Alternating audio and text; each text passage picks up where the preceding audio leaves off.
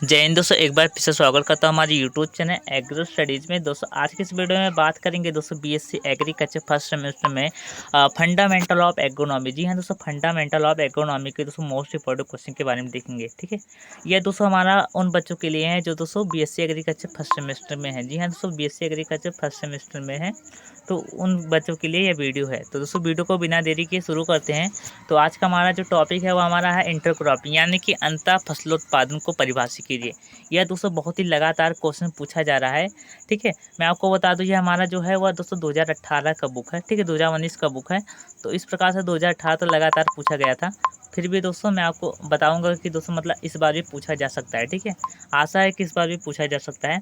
ठीक है, तो अब देख लीजिए, इसके बारे में हम कुछ देख लेते हैं। ठीक है, आप देख लीजिए, इधर क्वेश्चन हमारा है अंतः फसलोत्पादन को परिभाषित कीजिए। अंतः फसलोत्पादन के सिद्धांत भी लिखना है।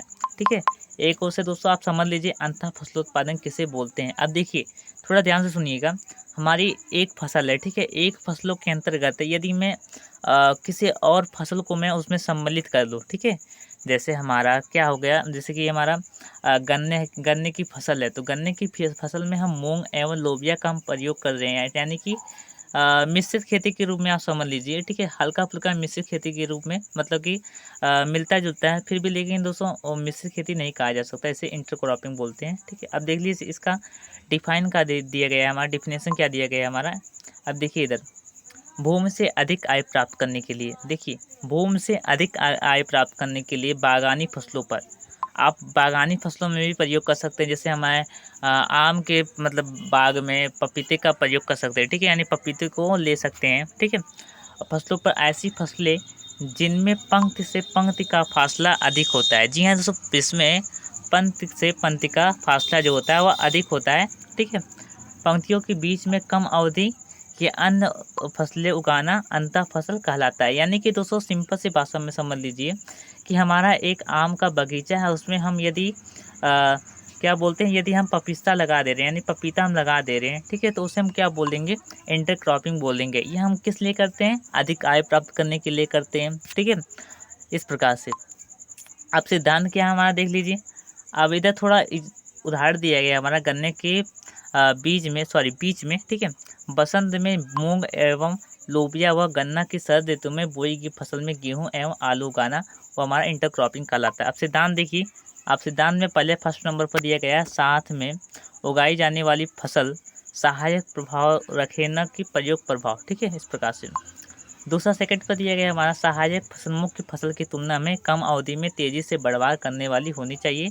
यह हमारा सिद्धांत के अंतर्गत आता है, ताकि मुख्य फसल की प्रारंभिक धीमी गति के रूप में उपयोग कर सकें। इस प्रकार से तीसरे नंबर पर क्या दिया गया, सहायक फसलों पर किसी क्रियाएं मुख्य रूप के समान होनी चाहिए। ठीक है, यह हमारे सिद्धांत के अंतर्गत आता है। चौथी नंबर पर हमारा क्या आता है, सीधी बढ़ने वाली, ठीक है, सीधी बढ़ने वाली फसलों के पैदावार बढ़ाने वाली फसलें उगानी चाहिए। जी हाँ दोस्तों, जो सीधी जो हमारी जो मतलब फसल होती है, वो जो सीधे बढ़ती है, उन्हें हम, ठीक है, उन फसलों को प्रयोग करते हैं। इस प्रकार से अब हमारा अगला जो हमारा आ रहा है पाँचवें नंबर पर, सहायक फसल मुख्य रूप से कम या अधिक गहराई में पोषक तत्व व नमी का उपयोग करे, यह हमारा सिद्धांत के अंतर्गत आ रहा है।